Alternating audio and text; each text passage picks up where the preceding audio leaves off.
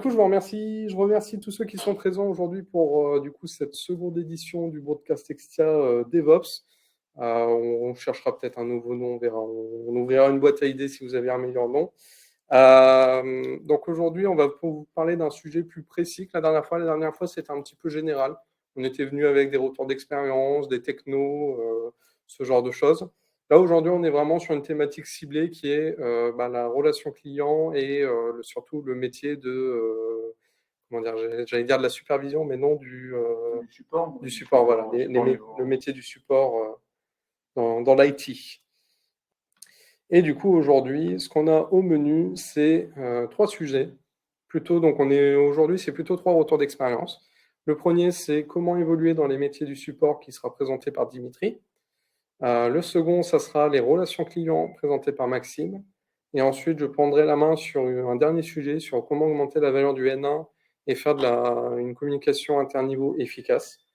Et j'ai voulu faire un petit tour de table en plus sur cette édition, parce que comme on va parler d'un sujet très précis qui est le support la prise en charge des tickets, etc., j'aimerais bien faire un tour de table pour que vous ayez un tour d'horizon des expériences de chacun. Du coup, je vais t'inviter, Maxime, à commencer, je terminerai. Bon, ça commence bien. Pour parler un peu d'expérience sur le support donc, dans le milieu informatique, ça fait maintenant 10 ans que je fais maintenant du support, que ce soit par le niveau 1, le niveau 2 ou le niveau 3. Donc j'ai passé par ces trois niveaux. Et selon le type de niveau, effectivement, il y a une certaine importance, un certain degré à traiter, les incidents, de voir avec les différents clients, comment ça se passe, etc. Et aussi les différentes communications aussi avec les autres équipes. Hein. On parle du sport, mais on peut parler surtout côté ingénierie, côté commercial, par exemple, côté responsable aussi. Donc très important, les responsables qui peuvent souvent escalader dans le cas où on se retrouve avec des difficultés plutôt ingérable, on n'arrive pas à le résoudre, soit par soi-même, soit pour l'équipe. Voilà, 10 ans que j'ai passé sur le cadre des supports. Moins longtemps que Maxime, j'ai fait 2 ans de support niveau 1 et là je suis en niveau 2 admin depuis pareil 2 ans et demi. Du coup, ça va faire 5 ans que je suis dans le support informatique. D'abord, j'ai fait pas mal de, on en reviendra après, j'ai fait pas mal de domaines, donc on verra plus tard. On verra un peu plus tard, mais ouais, moi ça fait 5 ans que je suis dans le support. Ok, je vois qu'il y a une première question. Et pour les non-DevOps, quelle est la différence entre les niveaux? Ce qu'il faut s'imaginer, c'est que dans le support, tu as en général trois niveaux. La grosse norme, hein, tu as une norme qui s'appelle ITIL, si tu veux te renseigner un petit peu plus là-dessus. Mais tu as trois niveaux, tu as le niveau 1, niveau 2, niveau 3. Niveau 1, c'est les personnes qui vont être en frontal avec les clients, donc qui vont recevoir les demandes et qui vont faire les traitements les plus basiques possibles. Donc, entre guillemets, ils vont avoir des scripts, des scripts à exécuter, se dire tiens, j'ai tel problème, donc je fais telle et telle action. Et si ça sort de ce cadre-là, ils vont se tourner vers les niveaux 2. Donc, les niveaux 2, en général, ce sont les gens qui gèrent les outils ou qui gèrent les plateformes. Donc, qui, eux, ont un peu plus de maîtrise dans ce qu'ils font, qu'ils ont un peu plus de droit dans ce qu'ils font. Donc, ça va être des admins de serveurs, ce genre de choses. Et niveau 3, c'est le dernier bastion. Si jamais les niveaux 2 tombent et n'ont pas la solution, parce que ça peut être par exemple, niveau 3, ça va être par exemple un éditeur logiciel. Si jamais vous installez un logiciel, une application sur un serveur, que vous avez un souci avec votre serveur, que vous avez identifié que ça vient pas du réseau, ça vient pas de votre serveur, et que la seule raison possible, c'est l'application que vous avez chez un éditeur, vous allez vous retourner vers l'éditeur pour lui demander de résoudre le problème, et là, ça sera du niveau 3. Je pense que c'est pas trop mal comme explication. Très bien résumé. Très bien. Très bien résumé. Voilà. Et du coup, moi, je suis l'escroc de la bande. Non, je suis celui avec le moins d'expérience dans le support en tant que tel. Moi, j'ai accompagné une équipe de support de niveau 1 pendant un peu moins d'un an, mais dans une optique un peu particulière. En fait, j'ai participé aux activités de l'équipe, mais en plus de ça, j'ai participé à la montée en formation de l'équipe sur les thématiques DevOps. Donc, c'est-à-dire que je traitais, pour faire très grossier, hein, quand il y avait des problèmes avec GitLab ou des problèmes avec Kubernetes, c'était moi qui prenais les tickets, qui mettais en place des nouveaux process, des nouvelles fiches de consignes, des trucs comme ça, pour que d'autres collègues du support niveau 1 puissent le faire plus tard. Donc j'ai fait ça pendant un peu moins d'1 an et ensuite j'ai évolué dans la même entreprise vers une activité d'administration d'outils et de plateformes. Donc j'ai évolué dans du support niveau 2 pendant là un peu plus longtemps quand même, 1 an et demi, 2 ans. Voilà pour le tour d'horizon et puis ça a permis d'avoir une très bonne question qui a permis de remettre un peu les choses au clair de ce sur quoi on va parler.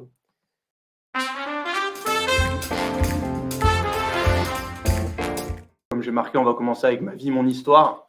Je vais mettre mon œuvre aussi, mais bon, ça sera un petit peu trop pompeux, mais sur mon activité de support. Donc, du coup, on va commencer tout droit sorti d'études, hein, le petit cahier, petit ordi, tout ça. Je suis arrivé en N1, j'étais à Toulouse pour Airbus Atlantique, anciennement, Stelia Aerospace.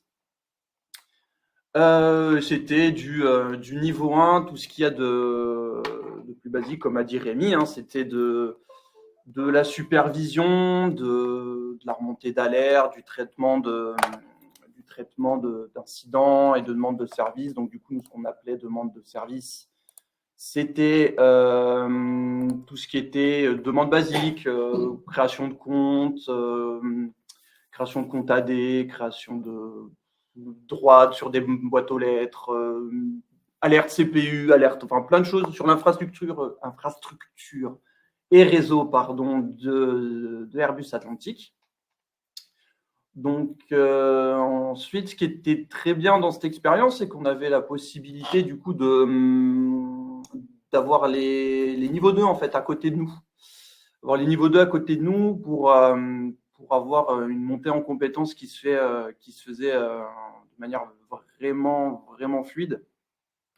Vraiment fluide et vraiment au besoin, quoi. Si la charge de travail le permettait et si les niveaux 2 étaient disponibles, ça m'est arrivé de passer sur un dossier que j'avais escaladé 1 heure, 1 heure et demie avec le N2 pour investiguer avec lui. Donc, du coup, au bout de 1 an et demi, 2 ans, j'ai fait part du coup à ma hiérarchie de le fait que je souhaitais passer du coup au niveau 2, côté admin. Dans un premier temps, j'ai été mis au CHU de Toulouse en tant qu'administrateur Windows, mais c'était aussi plus en termes d'accompagnement, un peu comme Rémi a dit, du N1, parce que le N1 avait subi quasiment une refonte totale en fait. Donc nouveau manager, nouveau fonctionnement, une nouvelle équipe toute fraîche, ils ne connaissaient pas forcément le périmètre. Je vois qu'on a une question. Je voulais pas t'interrompre en plein milieu de ta phrase. Ouais, je viens de voir. Donc, du coup, la question, d'un point de vue perso, tu as vécu comment le fait que les supports soient internationalisés? Moi, je sais que mon expérience, ça s'est très très bien passé du coup, vu que j'ai eu que ça. Moi, j'ai eu que ça en Roumanie, mais du coup après c'est vrai qu'on avait un contact, privilégié. En fait, Stelia avait tout fait, et puis même Airbus, pour que ce soit le plus agréable possible pour eux et pour nous. Et du coup, à part le fait de cette expérience avec le N0, qui était ce que j'appellerais N0, c'était centre d'appel en fait, qui était basé en Roumanie. Donc, à part ça, j'ai pas eu d'autres. En fait, ils étaient tous soit basés en France. Oui, ils étaient tous basés en France, à part pour Airbus Atlantique où ils étaient en Roumanie. On a fait ça côté expérience personnelle. Nous, on a eu un service d'exploitation en Roumanie. On a travaillé avec un service d'exploitation en Roumanie. Et globalement, ça s'est bien passé. Parce que tu pars du principe quand même que, surtout quand c'est un service d'exploitation qui reste sous l'égide de la même boîte, tu pars du principe que tout le monde œuvre dans le même sens, quoi. Donc non, moi j'ai pas vis-à-vis de l'internationalisation. même mon côté curieux, moi, ça m'a intéressé parce que du coup, tu découvres des gens, tu découvres des cultures, etc. Alors là, on sort complètement du cadre technique, hein, mais moi, c'est pas un truc qui m'a forcément, comment dire, forcément dérangé, quoi. Je sais pas si toi, Maxime, tu as quelque chose à partager ou si tu as eu cette occasion. J'ai eu une expérience chez Microsoft où, comme c'est une entreprise internationale, donc j'ai été amené à contacter des personnes venues de l'étranger, surtout des États-Unis. Donc forcément, tu sens un peu forcé de parler anglais. Au début, c'était compliqué parce que c'était pas évident de comprendre ce que dit l'interlocuteur, mais à force, ça t'apprend et ça te donne une expérience supplémentaire peut-être pour d'autres métiers plus tard liés à l'international. On va revenir sur Ouais. le fil, si tu n'as pas perdu ton fil. Non, j'ai pas perdu le fil. Du coup, CHU de Toulouse avec accompagnement, comme je disais, du niveau 1 avec tout ce qui était rédaction de procédures, tout ce qui était évaluation aussi, on va dire ça, des compétences de chacun. Avec le chef d'équipe, en fait, on avait toutes les semaines, on avait une réunion avec les problèmes qui étaient rencontrés, les souhaits en fait du N1, si nous, de notre côté, on pouvait, les souhaits qu'ils avaient en fait de prendre du périmètre. Et du coup, il y avait cet échange en fait, et aussi le fait que une grande partie de l'équipe N1 était aussi de ma boîte de prestat. C'est vrai que ça aidait pas mal parce que même quand on n'était pas sur site ou même quand on se croisait, c'était quand même assez facile d'échanger avec eux. Puis après, la vie fait son cours.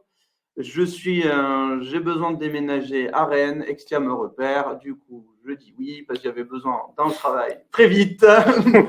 Du coup, Extia, Keolis, admin, système réseau, et là, Keolis, Reden, Rennes aussi. Ensuite, j'ai bougé sur Nantes, du coup, Nantes, j'ai fait Sigma là pendant presque 2 ans. Et là, en ce moment, je suis en poste au ministère de la Justice pour Atos. Voilà. Donc, toujours admin 6 réseaux. Alors, je vais revenir un peu sur ce dont je parlais chez Airbus Atlantique. Les axes d'évolution, en fait, qui m'ont été donnés, qui m'ont permis, du coup, de passer du niveau 1 au niveau 2. Donc, on avait, comme je disais, cette proximité avec les N2 qui nous permettait d'être avec eux et de pouvoir, si on avait leur escaladé un ticket et que, comme je disais, la charge le permettait, on pouvait leur dire est-ce que tu as du temps, d'être épaulé, d'être épaulé et même carrément de suivre avec eux et même de rédiger les procédures. C'est très formateur en soi ce genre d'expérience. On avait aussi tout ce qui était des projets. En fait, on avait des projets sur une semaine qui nous donnaient un panel en fait de compétences. Enfin, j'ai très rarement vu de mon expérience et d'expériences que j'ai en discutant avec d'autres gens des entreprises où on dit tu vois le pare-feu, tu vois le F5 là, tiens, on va donner au N1 la possibilité de faire avoir les droits d'admin sur tout le pare-feu. Voilà. En fait, tous les switches et les routeurs, on avait la possibilité, pareil, des droits d'admin pour absolument tout faire. Une fois, on avait une mise à jour importante à faire sur les serveurs Puppet. Donc, en fait, l'admin Linux a dit oula, il y en a un peu beaucoup. Je vais être débordé. Est-ce que tu as des gens du N1 qui sont chauds pour le faire? Okay. Du coup, ils n'avaient pas cette réticence en fait à nous laisser toucher au truc. En fait. C'est peut-être le truc psychologique de se dire vous êtes dans la même pièce. S'il y a un souci, c'est plus simple aussi si vraiment il y a un souci, tu lèves la main timidement. Ouais. Je crois que j'ai cassé un truc, mais au moins ils sont là, quoi. Et puis aussi, on avait c'est vrai, aussi une liberté d'analyse parce que les demandes de service étaient très procédurées. Pour que ça débite vite, pour que ça aille vite. Une création de compte AD en 3 minutes, c'était fait quoi. Quand tu avais l'habitude, c'était fait. Et on avait les incidents qui étaient moins documentés ou avec ce que j'appelle les documentations pour les sachants. Ce que j'appelle documentation pour les sachants, c'est une documentation qui te dit fais ça, mais qui ne te dit pas comment le faire. Ouais. Voilà. Donc du coup, quand tu sais le faire, tu le fais. C'est juste en fait une espèce de roadmap ou de pense bête en fait pour savoir ce qu'il faut faire. Du coup, on avait ça. Et en fait, c'était vraiment. Puis il y avait aussi comment dire, ils étaient très contents quand on était force de proposition. Là, continuer sur retour d'expérience. Moi, du coup, au bout d'un an, je voyais qu'on avait beaucoup d'alertes sur les vFiler NetApp qui montaient en fait en charge et qui montaient en charge longtemps. Et du coup, moi, j'ai demandé je savais le faire, et j'ai demandé à l'expert stockage chez nous, qu'est-ce qu'on peut faire pour que ça arrête d'arriver tout le temps. Il me fait, ben en fait, le problème, c'est que j'ai un mail, moi, tous les matins qui arrivent pour me dire quels filers sont prêts à exploser. Mais le problème, c'est que j'ai pas le temps. J'ai pas le temps de les traiter. J'ai pas le temps de traiter les filers en erreur, donc ils pètent, et après, ben, vu que ça pète, après, vous traitez derrière. J'ai demandé à mon chef d'équipe. J'ai demandé à l'expert au N2 réseau et au N3 aussi, parce qu'on avait un N3 qui faisait un peu tout. Et on a fait une réunion avec la SDM. Est-ce que vous vous sentez OK pour que Dimitri récupère cette tâche-là, qui est juste récupérer, prendre le mail et faire les manips qu'il faut. Ça n'a pas été facile à les convaincre, je ne vais pas vous mentir. Mais on a réussi, et en fait, du coup, ils m'ont mis dans la boucle, et tous les matins, en plus des tâches habituelles, j'avais cette tâche-là à faire. Ma vision du support, en fait, du coup, qui est pour moi la meilleure vision, en fait, c'est de toutes les expériences que j'ai eues, c'est la meilleure, je trouve. C'était celle, pareil, Stelia du coup Airbus Atlantique, avec un N0 qui était en centre d'appel, qui ne faisait que ça, qui avait l'utilisateur en front directement. On avait nous, en tant que technicien support, et on avait les admins au N2. Et du coup, je trouve que c'est bien, c'est très cloisonné, peut-être même un petit peu trop pour certains, mais je trouve que c'est le mieux, parce que du coup, le N1 peut se concentrer sur ses tâches de N1 et possiblement une montée en compétences si ça le permet. Le N0 se concentre sur son... En fait, tu n'es pas parasité par d'autres tâches en fait, qui pourraient... Par exemple, tu fais du N1, tu es en train de faire sur un truc qui est un peu touchy ou machin, ou tu es tout seul et hop, tu as un appel qui arrive, un appel qu'il faut que tu prennes, mais du coup, tu perds ton fil et tu es concentré en fait sur ta tâche de technicien, en fait, de technicien support. Quand tu es niveau 1, tu es concentré sur ça. Du coup, ce que mon expérience N1 a changé sur ma vision en tant que N2, comme vous voyez, cette magnifique planète, c'est une ouverture d'esprit, on va dire. Le nombre de débats houleux que j'ai eu avec des collègues niveau 2 qui n'arrêtaient pas de dire les N1, c'est tous des incapables, ils savent rien faire, machin. Je te dis, voilà, calme-toi, tu sais pas, tu y es passé au N1 dans la boîte, tu sais ce qu'ils ont fait. Écoute, appelle-les, demande-leur. Je pense que c'est important. Moi, c'est aussi un retour d'expérience que j'avais, c'est que quand je suis arrivé en tant que N2 dans la même boîte où j'avais travaillé avec le N1, il y a un décalage entre les gens qui ne sont pas passés par le N1 et ceux qui sont passés. En fait, parce que du coup, tu comprends toutes les contraintes de temps, de gestion du nombre de tickets, etc. C'est-à-dire que j'avais des collègues qui se plaignaient d'avoir 3 ou 4 tickets dans leur backlog en tant que N2. Ils ne se rendent pas compte que quand tu es côté N1, tu as 15 tickets qu'il faut relancer en permanence et qu'il faut suivre. Donc, tu n'as pas forcément le temps pour tout, quoi. C'est ça. Donc, il faut bien traiter les N1. C'est des gentils individus. Les gens qui ont été en N1 et qui arrivent en N2, éduquez vos N2 sur ce que c'est, sur l'enfer de ce que c'est d'être au N1 quand il y a un crash. En tout cas, de mon côté, il y a un système qui s'appelle le Vimavi qui permet justement de communiquer entre les différentes équipes, par exemple entre N1 et 2, pour savoir ce que l'un ressent de l'autre, en fait, au niveau des difficultés, au niveau de ce qu'ils ressentent au quotidien, hein, tout simplement. Et justement, ça permet de comprendre et de faciliter la communication. Ouais, ça c'est bien aussi. Ok. Question pour vous trois, c'est quoi une bonne doc? C'est quoi une bonne procédure? Alors, il y a bonne doc et la mauvaise doc. Je crois pas qu'il y ait de bonne ou de mauvaise doc. Moi, la bonne doc, elle explique des choses. Il y a des mots, et la mauvaise doc, il y a des mots et elle explique des choses. Voilà. Blague à part. Non, oui, ça dépend. Ouais, voilà. Ça dépend beaucoup. Ça dépend déjà. Une doc, faut qu'elle soit ciblée. Tu peux pas faire une doc qui soit universelle et qui s'adresse à tous les publics de ton entreprise. Parce que déjà, tu as le N1, tu as le N2, tu as le développeur, tu as le commercial. Bref, tu as beaucoup de gens qui peuvent intervenir avec des profils différents. Donc déjà, il faut savoir pour qui tu rédiges ta doc.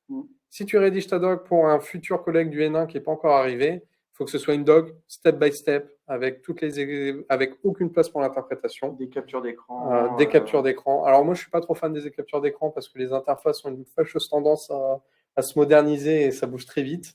Mais ça dépend. Tu peux te permettre de rajouter 1 ou 2 captures d'écran. Parce que plus, ça sert à rien de mettre trop, ça va être incompréhensible. Je suis pas d'accord. Comme a dit Rémi, si c'est vraiment pour un N1 qui vient d'arriver, qui connaît pas le périmètre, n'ayez pas peur d'en faire trop, en fait. Ouais. Et après, la fameuse doc du sachant, celle où vous allez décrire les étapes macroscopiques, de dire, là, vous vous connectez sur le serveur et puis vous relancez tel process. Et si je peux rajouter, quand on parle de procédures, on peut aussi bien écrire des procédures en interne que pour les clients. Et selon la procédure, on a une certaine méthode, on va dire, pour écrire la procédure. Pour le client, par exemple, il vaut mieux être plus explicite, on va dire, avec effectivement beaucoup plus de captures d'écran, parce que des fois, le client n'est pas forcément technique. Donc, autant mettre plus d'informations pour bien qu'il puisse comprendre le process. Autant en interne, tu peux te permettre de mettre un peu moins de captures d'écran et mettre uniquement les essentiels, quoi. Moi, je dirais le seul point d'attention, c'est attention à ne pas perdre la connaissance. Moi, j'ai vu, en gros, dans l'équipe N1 où j'ai pu intervenir, clairement, quand il y en a un, il était en vacances. On croisait les doigts pour pas qu'il y ait un ticket qui tombe sur un périmètre spécifique, parce que même avec la doc existante, c'était pas, et donc là, c'est pas suffisant. Mais en gros, pour répondre un peu, moi, de mon point de vue, une bonne doc, c'est une doc, comme tu as dit, une doc ciblée sur la personne qui va la lire, et une doc ciblée aussi sur la technologie ou l'action que tu vas faire. Parce que j'ai vu des docs de 15 ou 25 pages, où par exemple, notamment là où je suis en ce moment, tu as une doc sur tout ce qu'on fait sur le Exchange, mais vraiment tout. Du coup, ta doc, elle est imbuvable, tu fais du CTRL F à essayer de chercher des mots-clés. Alors, tu cherches ton mot-clé, mais tu vois que c'est la 15e étape de tout ce que tu dois faire. Du coup, tu es obligé de remonter tout en haut. Nous, il y a eu une guerre aussi, en fait, où on avait beaucoup de documentation sous forme de wiki, et il y a eu une guerre à la duplication de l'info. Réussir à centraliser, de dire, de ne pas hésiter à mettre, entre guillemets, des tiroirs, de dire, si vous voulez faire ça, à ce moment-là, vous devez faire telle action, vous avez l'information de la doc de comment faire telle action à cet endroit, et arrêter de dupliquer en permanence. Donc, il faut réussir à l'unicité, le ciblage. Je ne sais plus du coup l'idée que tu as défendue, mais qui était vachement intéressante. Le ciblage des utilisateurs et le ciblage des actions aussi.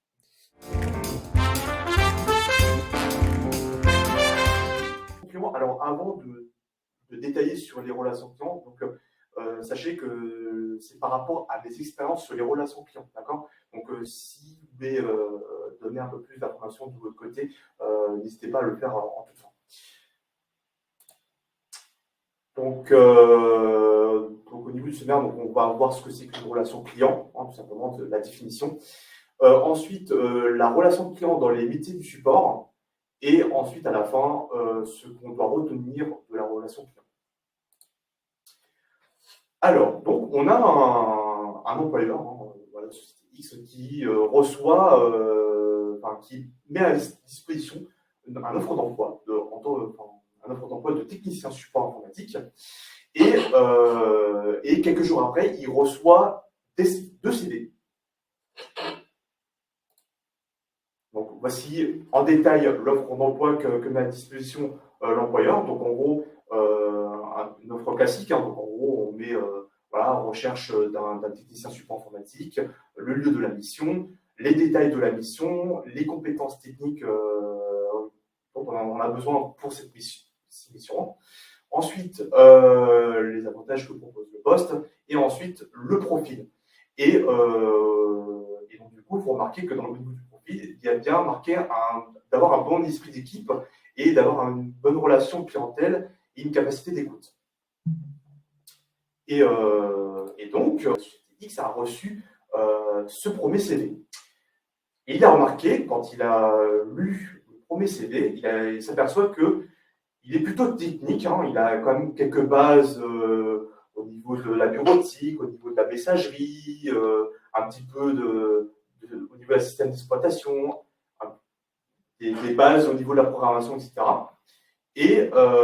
Mais par contre, ce qu'il retient, c'est que quand il regarde les détails de chaque mission, il remarque qu'il n'y a pas de communication, il n'y a pas de relation client, on ne sait pas trop ce qu'il fait.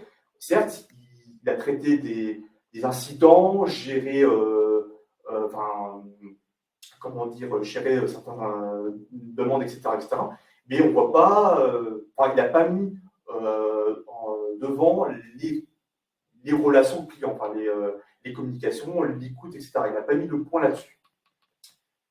Et quand on regarde le deuxième CV, il se dit, alors ce deuxième CV est assez différent, il n'est pas technique. On peut remarquer au niveau du support technique et au niveau de tout ce qui est système informatique, on voit qu'il est assez débutant, il a quelques connaissances dessus, mais rien de plus. Mais par contre, ce qui s'aperçoit, c'est qu'il a quand même pas mal au niveau de la relation client, on voit qu'il aussi maîtrise les différentes langues, l'anglais, l'espagnol, etc. On voit qu'il s'habitue au niveau international, quelle que soit l'entreprise auquel il avait travaillé avant. Et donc, avec tout ça, il a bien mis en avant le fait qu'il connaît très bien la relation client, qu'est-ce que c'est, etc. Et donc, au final, quand il reçoit les CV, donc après ma entretien, etc., et ben, il décide finalement de choisir le profil commercial. Et du coup, vous allez me dire, mais pourquoi? Eh ben, tout simplement parce que un profil commercial, même s'il n'a pas beaucoup de connaissances en informatique, réseau, système, etc., il y a possibilité de se rattraper avec une petite formation lorsqu'il va débuter la mission.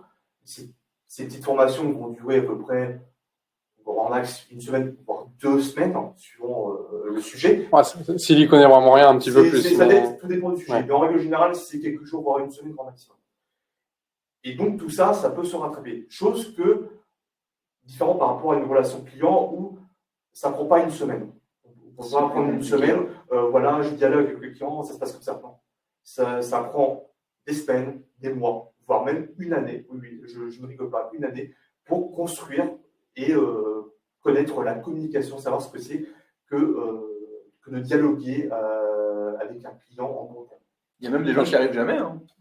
Et là, à l'heure actuelle, et oui, tu as raison, Dimitri, à l'heure actuelle, il y a des gens qui ne savent toujours pas comment s'y prendre. Je pense que vous pouvez essayer de réfléchir à votre parcours et vous dire la première fois que vous avez commencé à travailler en entreprise et les premiers problèmes que vous avez eu besoin de faire intervenir d'autres équipes, de faire intervenir des gens de la hiérarchie, etc. Par rapport à votre expérience aujourd'hui, peut-être des gens qui ont 5-10 ans d'expérience, effectivement, tu as des grosses évolutions. C'est ça. Sauf qu'elles se font sur, comme tu dis, sur l'année. C'est ça, surtout que par rapport à mon expérience, et là j'en parle rapidement, quand j'ai commencé à rechercher l'émission par rapport à ce que j'ai fait comme étude, je suis sorti d'un bac plus 4 en informatique, réseau, sécurité, et c'était galère, je n'avais pas trouvé une mission, et tout ça parce que j'ai aucune connaissance sur comment dialoguer avec les clients, comment communiquer tout simplement. Et j'ai utilisé différentes méthodes pour le faire, mais ça j'expliquerai à la fin de cette partie. Et donc qu'est-ce que la relation client? Et donc, alors là, ce que je vous montre, c'est une définition globale. Mais après, si vous voulez, je peux en détailler suivant mes expériences, etc. Donc, tout d'abord, une relation client, ça permet donc une entreprise, très souvent une société de service, de devoir répondre à un maximum des attentes et des besoins des clients et de les satisfaire un maximum. Donc en gros, une entreprise de service, donc en gros, il va chercher ses clients. Et le client, qu'est-ce qu'il va faire? Il va dire, ok, je sais que vous êtes telle société de service, vous traitez tel sujet. Ok, moi j'ai ça comme sujet, est-ce que ça correspond à ce que vous faites? Et donc, l'entreprise de service, voyant la description des attentes, il va dire, oui, effectivement, ça correspond bien, voulez-vous que je vous donne des détails par rapport aux attentes, etc. Oui, c'est ça. Donc en gros, il y a un dialogue qui va se faire après, mais tout d'abord, l'entreprise de service doit un maximum répondre aux aux attentes des clients pour bénéficier justement d'une très bonne relation client. Ensuite, cette même relation doit s'inscrire sur la durée et permettre une relation mutuelle bénéfique pour les deux parties. Donc en gros, lorsque les deux parties commencent à parler des missions, des attentes, etc., le client va voir si l'entreprise de service va faire ses preuves. Donc il va attendre en règle générale quelques mois pour enfin se décider si oui ou non ça va continuer. Donc ça se base essentiellement sur des contrats faits entre les sociétés de services et les clients. Et donc, dans le contrat, on stipule souvent de la relation de confiance à long terme. Et donc, cette relation de confiance à long terme, donc, elle s'inscrit dans ce contrat-là. Et donc, il y a une charte par rapport à ça, je ne vais pas détailler, bien évidemment. Mais en gros, c'est à partir de ce contrat-là que tout va se jouer sur la relation. Est-ce qu'elle va durer ou est-ce qu'elle va s'arrêter net? Et suivant ce que fait l'entreprise de service au client, si le client voit que ce que fait l'entreprise de service répond à ses attentes, voire beaucoup plus que ça, il va prolonger la durée avec un renouvellement de contrat, par exemple. Et enfin, pour que cette relation soit maintenue bénéfique, elle se base essentiellement sur des critères. Donc, tout d'abord, on parle sur le critère économique. Donc forcément, quand on parle de relation client, il faut s'assurer que le client voit que ça ne coûte pas trop cher, que ça apporte beaucoup plus de choses par rapport à ce qu'il est demandé, et que ça dure dans le temps aussi, donc quitte à payer un peu plus. Donc en gros, ça peut bénéficier au client, mais surtout aussi pour l'entreprise de service qui va vendre justement ses services aux clients. Donc le but étant que les deux parties soient gagnantes pour la relation client. Sociale aussi, dans le sens où, à partir du moment où le client voit qu'il s'entend très bien avec son entreprise de service et que ça dure, on parle très souvent de fidélité. Voilà, parce qu'on renouvelle souvent, parce que ça fait 10 ans qu'on connaît l'entreprise de service, voilà, on connaît très bien, on n'a eu aucun problème. Et du coup, les dialogues, les conversations se passent très très bien. Et donc le niveau social, elle augmente et donc, du coup, ça permet justement une bonne dynamique vers les deux parties. Et aussi, un troisième point aussi, qui est marketing stratégique, qui permet de créer de la concurrence par rapport à d'autres sociétés de services. Voilà, on se met en avant en disant, nous, entre guillemets, on est les meilleurs. Voilà, on propose cette attaque. Et on ne dit pas ça directement, mais en gros, par rapport à d'autres concurrents, voilà, on est les meilleurs parce que tac. Qu'en pensez-vous? Le client, il va quand même comparer, il a quand même reçu plusieurs demandes, et il va regarder, il va dire, ah oui, effectivement, vous proposez plus de choses, un peu moins cher aussi, on est preneur, on fait dialogue, et dans ce cas, je propose de signer un devis pour faire le contrat, etc. Ouais. Et aussi, très important, que j'ai bien mis en rouge, quand on met en place une relation client, il est important, et ça peut paraître bête, il est important de bien connaître le client. Alors pourquoi je dis ça? Parce que durant mes expériences, il est arrivé une fois où, dans une ancienne société de service, qui voulait recruter qui voulait mettre en place une relation client avec un partenaire pour du matériel réseau, donc très souvent des ventes de Switch, pornographique, etc. Et le problème, c'est qu'ils ne connaissaient pas les détails du client. C'est-à-dire qu'ils ne connaissaient pas le chiffre d'affaires, ils ne connaissaient pas les différents secteurs, les différents sites, etc. Et du coup, le client, voyant que l'entreprise de service ne connaît pas grand-chose sur lui, il va se dire pourquoi je ferais confiance en fait? Pourquoi je ferais confiance à quelqu'un qui ne connaît pas en fait? Autant me mettre en retrait et je cherche d'autres sociétés de services. Comme ça, ça me permet justement de chercher un peu plus et de voir ce qu'ils peuvent me proposer. Mais là, dans ce cas-là, je préfère me mettre en retrait, quitte à ne pas prendre de risque, ce qui est normal. Au-delà de ça, tant qu'on est dans le cadre relation client, dans un cadre général, moi, ce que je peux partager comme expérience, c'est de dire que tu vas pas te comporter de la même manière en fonction du client. Typiquement, si tu es sur un client qui est du type startup, tu vas pousser à fond l'innovation. Tu vois, les critères, ça va être partir sur les nouvelles technologies, proposer de l'innovation, proposer des solutions, entre guillemets, des solutions innovantes, etc. Quand tu vas travailler pour un client comme le milieu bancaire ou le milieu de l'assurance, le critère numéro un du client, lui, c'est pas l'innovation. Je ne vais pas dire que les clients bancaires, etc., s'en fichent de l'innovation, mais eux, le critère numéro un, c'est la sécurité, c'est la fiabilité, quoi. Et donc, du coup, si tu arrives en tant que prestataire de service, que tu arrives en essayant de proposer des solutions qui dynamitent tout ce qui existe dans une banque, tu vas louper ton coche. Rater le coche, tout simplement. Ouais. Et donc, je vais maintenant parler de la relation client dans la métier du support. Et donc, il faudra savoir que lorsqu'on est dans une relation client en tant que technicien support informatique, donc on parle généralement de traiter des tickets, parce que qui dit support métier, support informatique, forcément on gère des tickets, donc les tickets de demande de clients. Et donc du coup, pour tout métier basé sur le support informatique, il faut comprendre les difficultés que rencontre le client et de connaître surtout dans le moindre détail. Donc, si vous voyez que la demande du client n'est pas assez claire, n'hésitez pas à poser des questions au client, par exemple, de savoir ça concerne quoi, c'est quelle technologie, quel équipement, est-ce que ça impacte plusieurs personnes, voire quasi tout le site, vers quelle heure à peu près, est-ce que c'est tôt le matin, tard le soir, et est-ce que ça impacte sur le siège par exemple, ou est-ce que ça impacte vraiment tous les sites concernés par le client.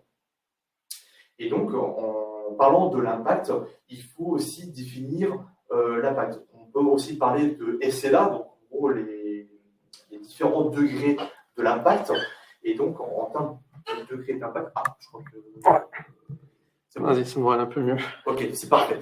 Donc, en gros, en parlant de degrés d'impact, donc pour moi, il en existe 3. La première étant la demande. Donc, il s'agit d'une demande classique. En règle générale, c'est une SLA assez basse. Il n'y a pas d'urgence. Et c'est très souvent des demandes de création, des demandes de demander des informations, de renseignements, etc. C'est très souvent le cas, en tout cas. Ensuite, on passe au deuxième degré d'impact qui est les incidents. Donc, en gros, c'est des impacts qui peuvent impacter des utilisateurs.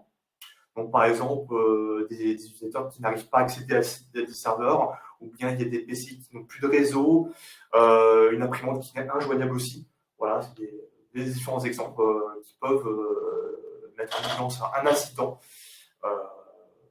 chez le client. Et enfin, le dernier impact qui est quand même le plus important, l'ultime. Celui que tu veux pas, par contre. Et ça, si on aimerait éviter un maximum, ça serait parfait. Mais malheureusement, tout le monde va y passer. C'est la gestion de crise, ce qu'on appelle aussi le problème. C'est que c'est on parle de SLA à 0, on va dire. C'est le maximum. Et c'est des situations où, chez le client, ça a un impact où il se retrouve complètement bloqué. Donc, tout service confondu, service commercial, vente, etc. Le site est complètement bloqué, que ce soit coupure réseau, coupure serveur, coupure électrique. Alors, ça peut paraître bête, mais oui, une coupure électrique sur un site, c'est un gros impact. Donc, et du coup, dans ce genre de situation, il y a une crise et qui peut faire remonter les équipes. Et justement, c'est le troisième point que j'allais en parler, c'est de communiquer avec le ou les différentes équipes suivant le problème rencontré. Je garde toujours l'exemple de la gestion de crise. Donc, dans le cas d'une gestion de crise, le mieux, c'est de faire le point avec toutes les équipes, de connaître le problème en question et de savoir si ça impacte tel service. Par exemple, si c'est une coupure réseau, le mieux, c'est de dialoguer avec l'équipe système. Si c'est une coupure réseau, plutôt dialoguer avec l'équipe réseau, voire même sécurité, s'il y a des pare-feux, par exemple, etc., etc. Donc, très, très essentiel de communiquer avec les équipes concernées par le problème pour qu'on puisse résoudre le problème le plus rapidement possible. Et aussi de rassurer le client. Et enfin, quatrième point qui est quand même très important, c'est d'estimer les temps passés. Alors pourquoi je dis ça? Parce que il est possible qu'on est amené à faire du HNO, par exemple sur les problèmes, par exemple, de gestion de crise, ça peut durer extrêmement longtemps. Et donc, on est amené à... HNO, pour ceux qui ne connaissent pas. Alors, HNO, pour ceux qui ne connaissent pas, heures non ouvrées, c'est-à-dire que c'est des horaires qui sont hors par rapport aux horaires que vous faites d'habitude. Par exemple, moi, je fais 9h-17h. Il est possible que vous faites plus que 17h. Donc, par exemple, vous pouvez finir à 20h, par exemple, 21h. C'est possible, ça dépend des situations. Et dans ce cas-là, on parle de travailler en HNO. Et on peut parler aussi de travailler de nuit en HNO, bien évidemment. Donc, il est important d'estimer les temps passés pour le client, parce qu'il y a un contrat qui est derrière, mais aussi pour la société de service, parce qu'il faut quand même verser des salaires pour les techniciens, bien évidemment. Donc, tous ces points-là qui permettent de créer un climat de confiance, de garantir la relation avec le client et surtout garder une très bonne relation avec toutes les équipes concernées. Ok. On va passer maintenant les bonnes pratiques pour une bonne relation client. De ce qu'il faut retenir pour une bonne pratique, c'est dans un premier temps, lorsqu'on commence à converser avec le client, donc vous prenez le problème, etc., etc. Mais surtout, il faut garder une certaine politesse, un certain méthode de dialogue. Donc, garder un langage courant, et pas un langage familier ou un langage soutenu, ça ne sert strictement à rien. De garder un langage courant, compréhensible et qui permet justement que le client puisse comprendre ce qu'on dit. Ensuite, de ne pas abandonner le client, très important, même si le problème qu'on rencontrait peut paraître très très difficile à résoudre, il ne faut pas abandonner le client. Même si ça peut résoudre dans 4 jours, une semaine, peu importe, il faut toujours prévenir le client en disant votre problème est pris en compte, on va le résoudre. C'est ça. Moi, je rajouterai un point important pour moi, c'est qu'il ne faut pas hésiter à dire au client, je ne sais pas quand ça va être résolu, je ne sais pas encore comment ça va être résolu, mais on a pris le problème en charge et on vous tient au courant sitôt qu'on a des informations. C'est ça. Transparence. C'est ça. Ne pas avoir honte de dire je ne sais pas, de reporter à dans quelques jours et de traiter le problème.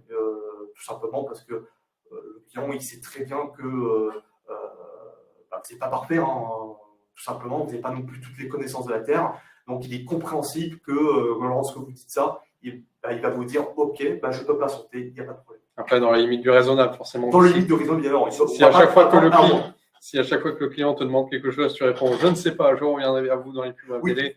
À condition de ne pas faire tout le temps. Sinon, le client il va poser des questions vite. Troisième point, et quand même très important d'ailleurs, c'est éviter de confier avec le client. Même si il y a une situation où vous n'êtes pas forcément d'accord avec le client, évitez de l'énerver, écoutez-le, prenez le temps de décrire ce qu'il dit. Ne mettez pas la pression au client, ça ne sert à rien et ça peut provoquer d'autres problèmes, surtout au niveau de la hiérarchie concernant la société de service et ça peut retomber très vite sur nous. Donc toujours à l'écoute du client, prenez le temps de comprendre ce qu'il dit, etc.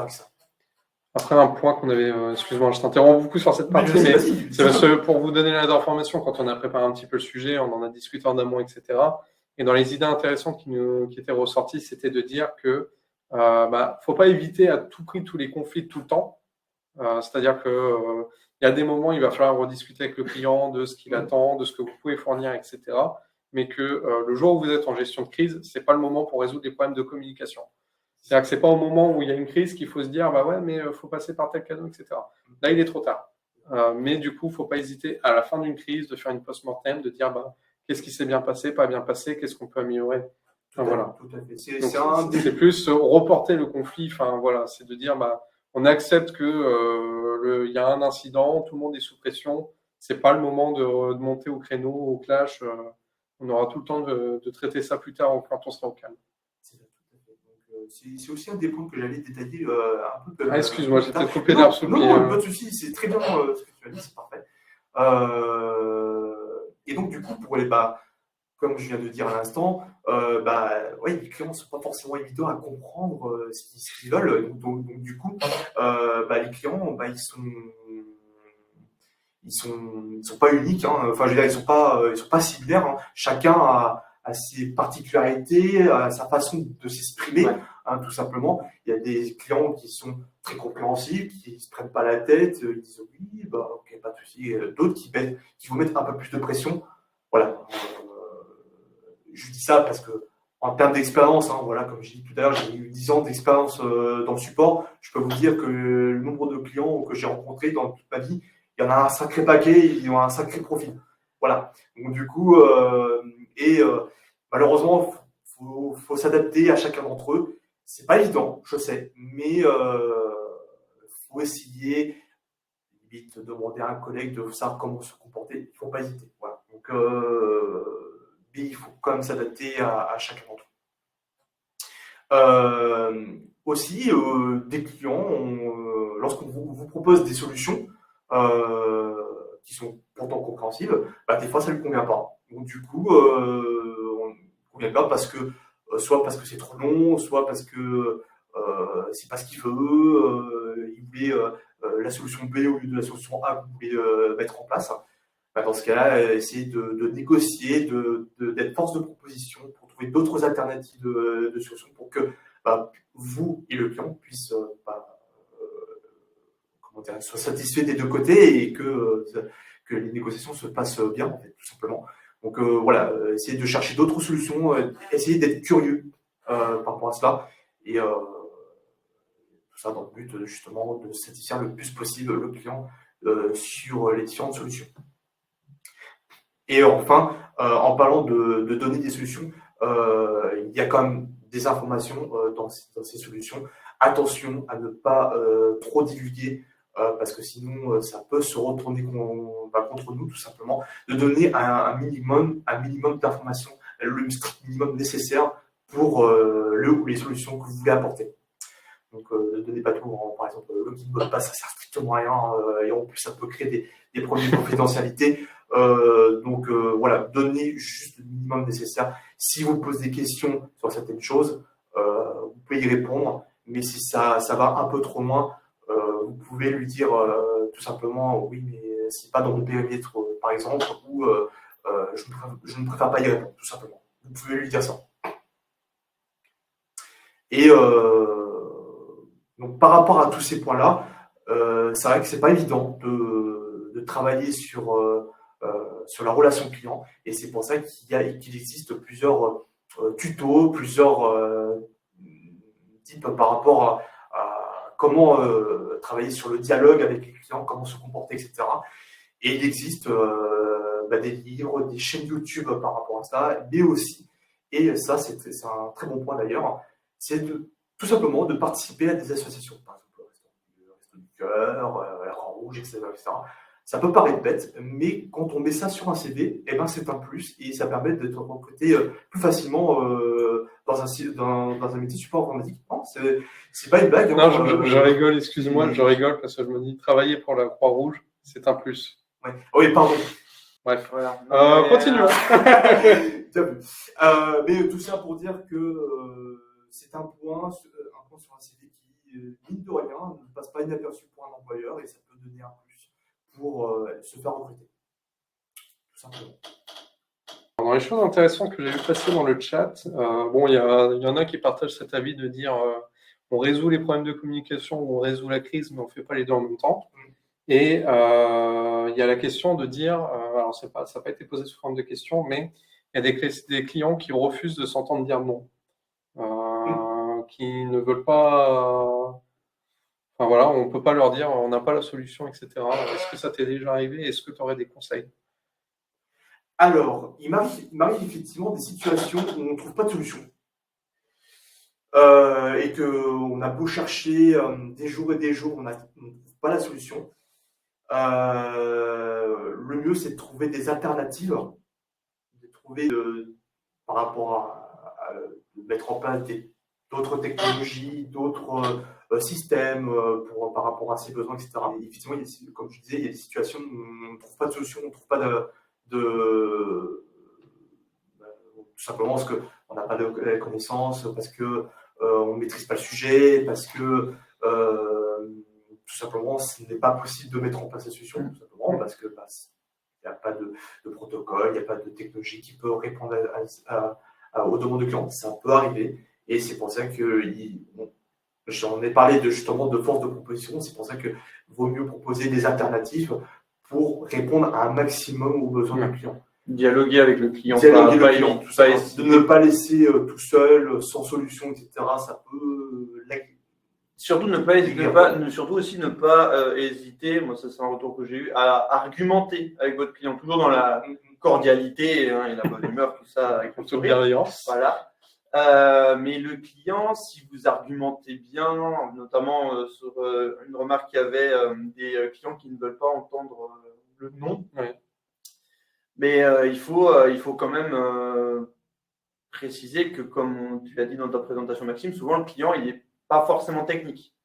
Donc même s'il ne veut pas entendre non, essayez de dialoguer avec lui et d'argumenter avec lui pour justement lui faire entendre raison et lui dire là, sur cette solution, on ne peut pas vous fournir une solution dans l'immédiat. La solution que vous proposez ou que vous voulez n'est pas bonne et n'est pas viable dans votre environnement.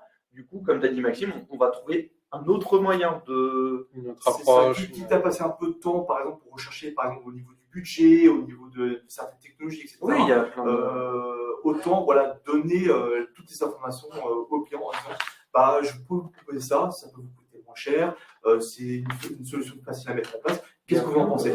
Le client peut très bien dire dans ce cas, ok, merci, au revoir. Voilà, on ne peut pas faire plus que ça. On n'est pas des super-héros, donc on fait ce qu'on a pu. C'est très. Et je pense que le client est compréhensible là-dessus.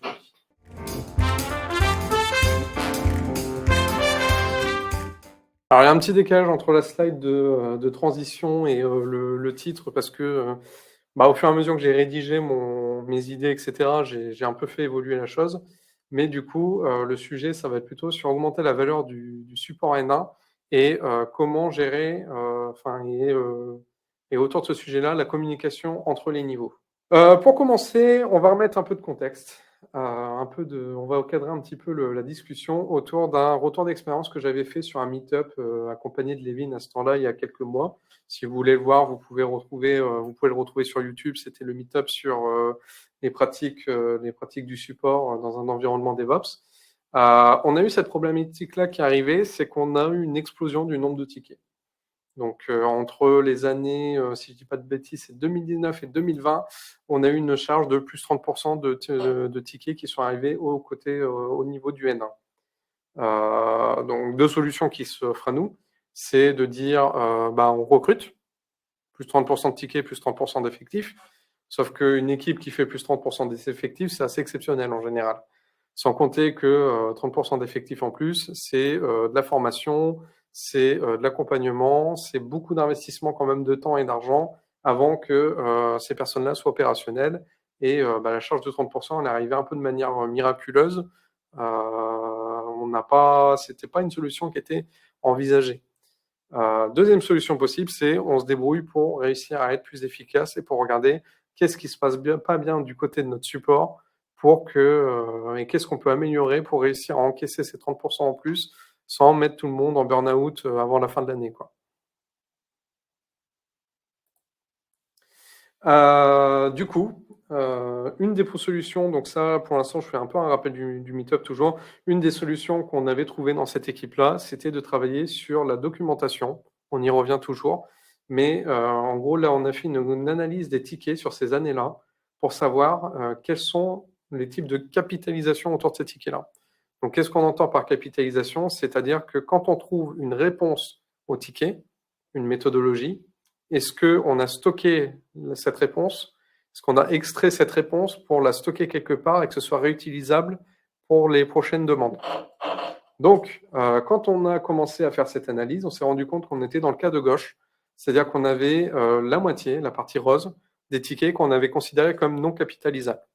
Autrement dit, on considérait que les tickets qui arrivaient n'étaient pas communs avec ce qu'on avait déjà fait, on n'avait pas de solution et ça valait pas la peine de documenter, créer une page de wiki ou quoi pour les prochains tickets.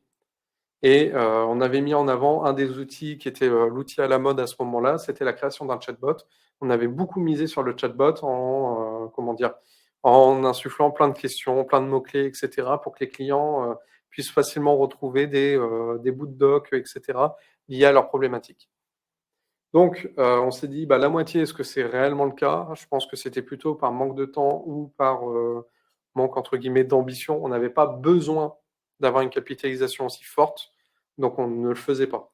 Là, on était devant le problème de l'augmentation de la charge de 30%. On avait besoin de trouver un moyen d'accélérer, donc on a travaillé sur la capitalisation. Et on est arrivé au petit diagramme de droite. Ce qu'on n'a pas vu, ce que j'ai pas dit, c'est que les zones qu'on voyait, c'est en rose, c'est non capitalisable. Le vert clair, c'était globalement tout ce qui avait été capitalisé. Je prends la souris, je ne sais pas si vous la voyez. Donc ça, c'était tout ce qui avait été déjà capitalisé. Ça, c'est tout ce qu'on pensait pouvoir capitaliser, mais qu'on n'avait pas le temps de faire. Et en rouge, c'était ce qui n'était pas trié, tout simplement. Sur ce diagramme-là, on voit qu'on a réussi en l'espace de 2 ans à globalement réussir le pari de dire la capitalisation, on peut l'améliorer, puisqu'on n'a plus qu'un quart de nos tickets où on a considéré que ce n'était pas possible. Donc un ticket non capitalisable, c'est vraiment une demande très spécifique. C'est un client qui a mal installé un logiciel, qui a fait une config un peu pourrie sur son logiciel, ce genre de choses, où tu te dis, il n'y a que ce mec-là qui va le faire, donc c'est pas la peine de le refaire, quoi. Voilà, donc ce qui avait bien marché, c'est dans la capitalisation, finalement, c'était le wiki. On s'est rendu compte que le chatbot, ça marche bien, mais les gens sont très vite saoulés par un chatbot. Si le chatbot n'a pas réussi au bout de 2 questions à trouver la réponse, c'est fini, ils ne l'utiliseront plus jamais. Alors qu'un bon wiki comme on les aime, ça les gens continuent d'utiliser. Une part qui est apparue, c'est la capitalisation DS. C'est-à-dire que on a, comme toutes les grosses boîtes, on a investi dans un super outil de ticketing qui s'appelle Jira. Et on s'est dit, en fait, on a une mine d'or, on a 4000 tickets qui sont là en train de dormir, qu'on ne va jamais consulter. Pourquoi on fait ça en fait?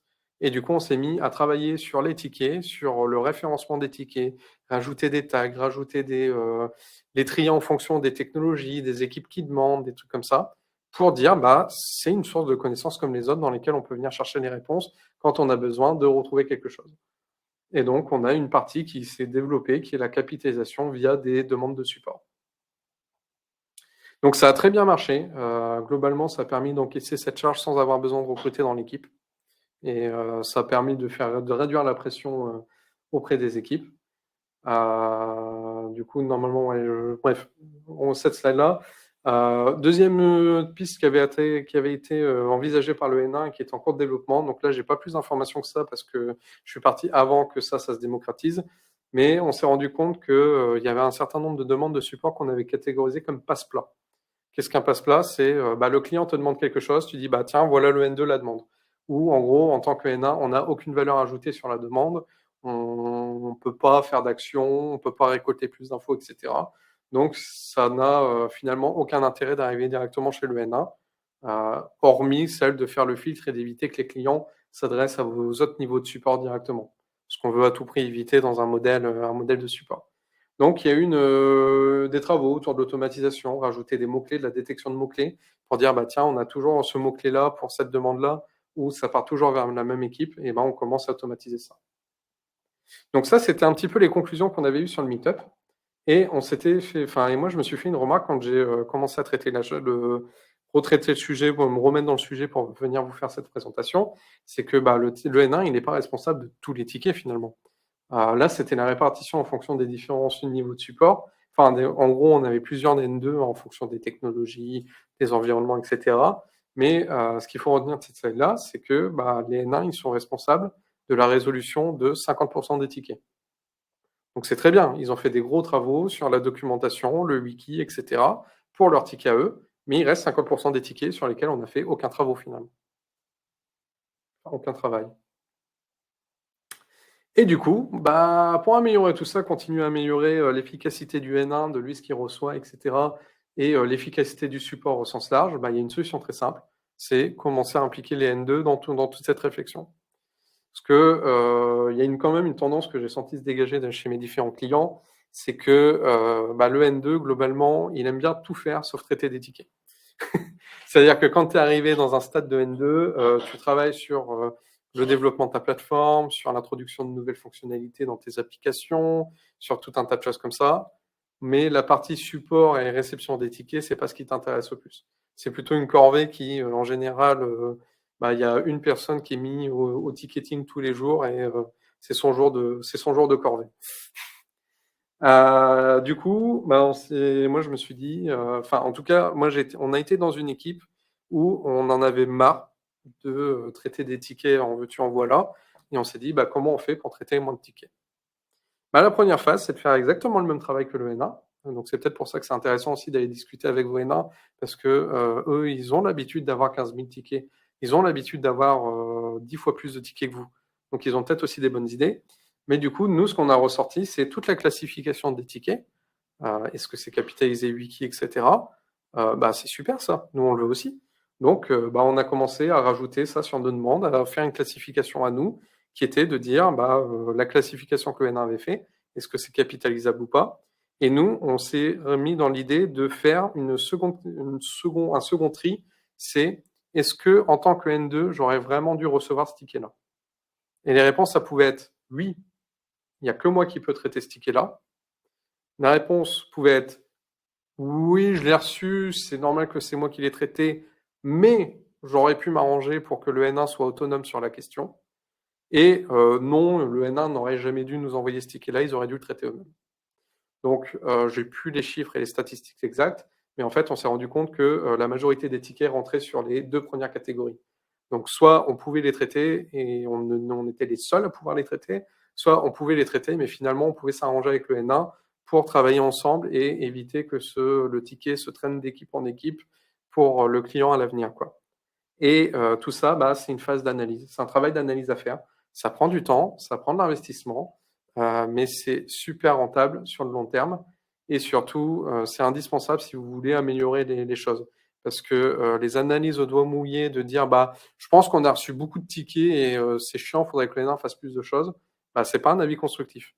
Par contre, quand tu arrives en disant vous nous envoyez 75% de tickets où c'est nous qui les traitons, il y a 5% de tickets où il manque les informations de base que vous auriez dû récolter, faites un peu plus attention, et on a 20% de tickets où peut-être on peut travailler ensemble, c'est déjà beaucoup plus qualitatif, et ça lance une réunion dans une meilleure ambiance que juste vous faites pas votre boulot quand on reçoit vos tickets.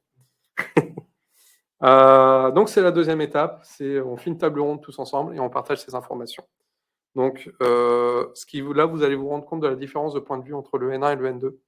C'est-à-dire que les SLA entre un N1 et un N2, c'est pas les mêmes en général. C'est-à-dire que souvent, quand le ticket il arrive côté N2, et on a plus de temps pour le traiter, les clients sont plus tolérants. Ils se disent, le ticket, il voyage, donc il se passe des trucs. Donc ça peut être intéressant. C'est un bon moment pour confronter vos idées et vos points de vue. Et vous allez vous rendre compte qu'il y a aussi des problématiques de sous-estimer ou surestimer les tickets. C'est-à-dire que vous, côté N2, vous allez dire, ça c'est facile, parce que vous avez l'habitude de le faire. Mais pour un mec qui ne touche pas à vos outils, parce que comme lui, il est côté N1, il est en interface avec tous les outils de la boîte, contrairement à vous qui étiez déjà sur un scope limité, c'est pas aussi simple que ça. Et du coup, se faire cette réunion, ça va vous permettre de prendre des décisions et de faire des prises d'action. Est-ce que vous n'avez pas traité le ticket parce qu'il vous manque un compte de service? Dans ce cas-là, c'est avec grand plaisir qu'on vous fait un compte de service pour que vous soyez autonome. En général, côté N1, les gens vont être contents parce qu'ils vont avoir plus de droits, ils vont pouvoir faire plus de choses et ça va rendre leur travail beaucoup plus intéressant. Et vous, ça va vous arranger parce que vous allez avoir moins de tickets qui vont atterrir chez vous. Et surtout, la création de la documentation. Quand il y a de la documentation sur des processus, c'est pas le N1 qui est garant de tous les documentations de processus. Donc là, côté N2, vous le faites aussi et vous gagnez du temps après sur le long terme avec tout ça. Et du coup, la dernière étape, c'est que quand on a pris l'habitude de communiquer beaucoup avec son N1, on commence à anticiper les problèmes futurs. On se rend compte qu'on est en train de développer une fonctionnalité qui va demander beaucoup d'actions du côté utilisateur. Donc c'est très fortement, enfin ça va être très plausible que l'utilisateur va revenir vers nous pour nous demander qu'est-ce qu'il doit faire à l'étape 2B. Moi, si j'ai anticipé en tant que N2 qu'il va y avoir ces questions-là, le N1 il est autonome pour traiter ce ticket. Donc ça fait qu'on a des nouvelles fonctionnalités qui arrivent sans créer une surcharge de support à l'arrivée de la fonctionnalité. Et ça marche très très bien. Voilà, en retour d'expérience, dans nous, ce qui a vraiment marché chez un des clients, c'est le côté, on faisait un point tous les 2 mois avec le support N1 pour discuter des fameux tickets. Donc on faisait la classification pendant 2 mois, et à la fin des 2 mois, on faisait un petit point d'analyse, 1 heure, 2 heures avec des membres du N1, en leur disant, voilà ce qu'on a constaté dans les tickets, et tiens, est-ce que ce périmètre-là, ça vous intéresse de le récupérer?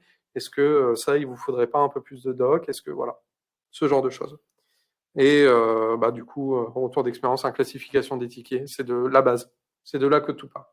Si vous n'avez pas, pour moi, c'est data is knowledge, quoi. Si vous n'avez pas de représentation précise de ce qui se passe dans vos tickets, vous avez juste une masse de tickets sans savoir ce qui se passe à l'intérieur, vous ne pourrez pas avancer sur la question tout de même, quoi. Et utiliser les chiffres. Voilà. Utiliser les chiffres. C'est ça. Vous avez des chiffres. J'avais fait une blague sur un meet-up, c'était de dire ces petites sociétés ont fait confiance aux chiffres, faites-vous aussi confiance. Et bon, les petites sociétés, c'était Google, Amazon, voilà. Voilà, et puis la détection des problèmes à venir, c'est un truc qui vient très vite quand vous avez pris l'habitude de discuter avec vos supports, vous voyez très vite ce qui va poser des problèmes. Et je terminerai en remerciant tout le monde, donc en remerciant les gens qui sont venus aujourd'hui et de leur participation. C'était très très agréable de faire cette présentation avec pas mal de gens qui sont actifs dans le chat. Et je remercie aussi mes deux comparses qui m'ont donné un coup de main à préparer cet événement.